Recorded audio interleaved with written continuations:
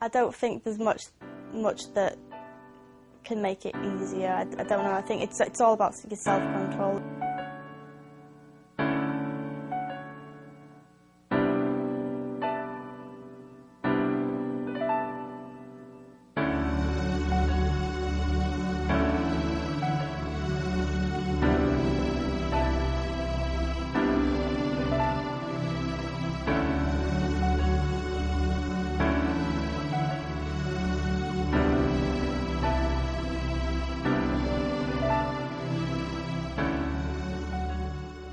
In the UK today, around 350,000 people suffer from type 1 diabetes.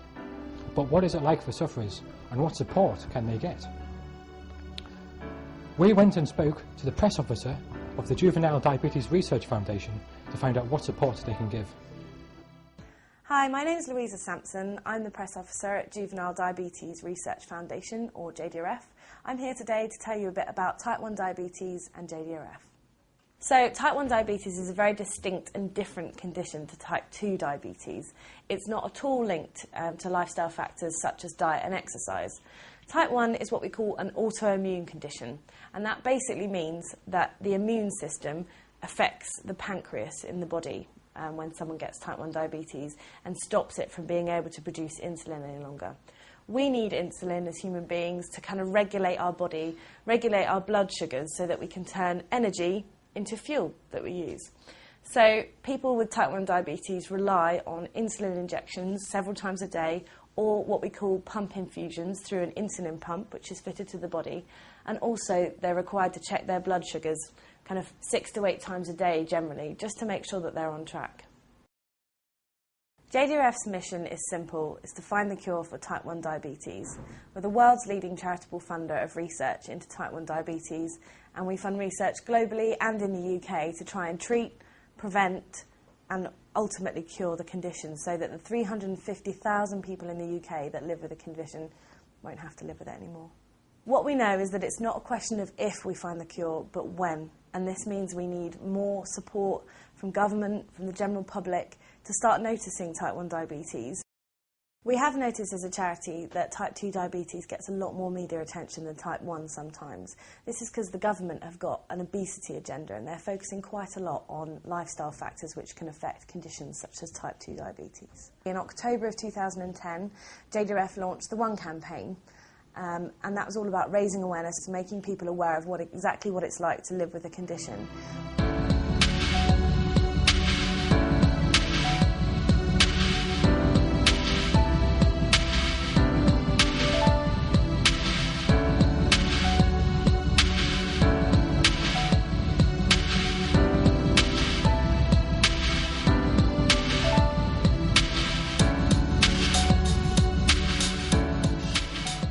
JDRF in the UK is primarily a research charity, so all of our work goes towards funding the best possible kind of world-class research that will get us towards the cure for the condition. Insulin pumps and CGMs are fantastic tools, and they do help people that are living with type 1 diabetes, but they're not the cure.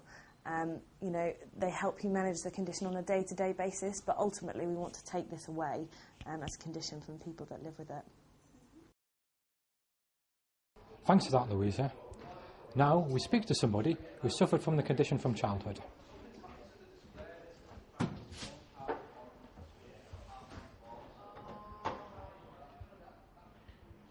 Hi, my name's Kayleigh Carroll. I'm 20 and I'm a type 1 diabetic.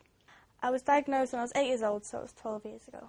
My family and myself were very shocked about it. The way it sort of feels now is that I basically just had to grow up. I had to concentrate on the fact that I had to watch what I was eating, I had to watch what I was doing levels-wise. Everything changed and I was different to everybody else. Couldn't do many things that other kids could do. I had to, well, obviously I had to do injections all the time, which made it so that you couldn't eat certain foods, you couldn't do certain things because it would make your levels drop or go too high, or if I went low or anything during school, then I'd have to go off and have something to eat or whatever, and obviously that, especially in primary school, younger kids sort of react to that, like, why does she get to do that and why does she get to go out of class? So it kind of made you feel a bit different. You always had to stop doing whatever you were doing because diabetes was your priority.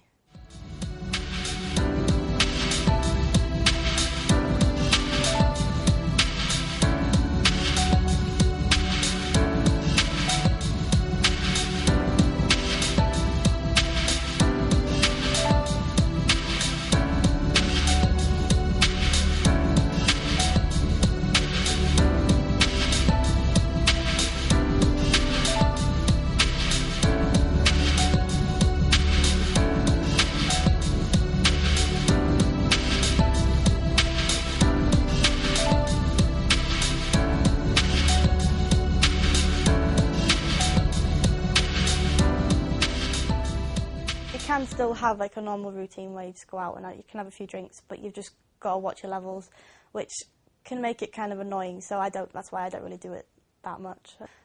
As for going out with people, they wouldn't be able to relax with you because they were worrying about if you were okay, so you couldn't relax either. Complications for the future could be difficulty with eyesight.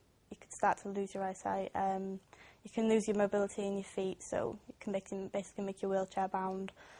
You can get all sort of kidney problems.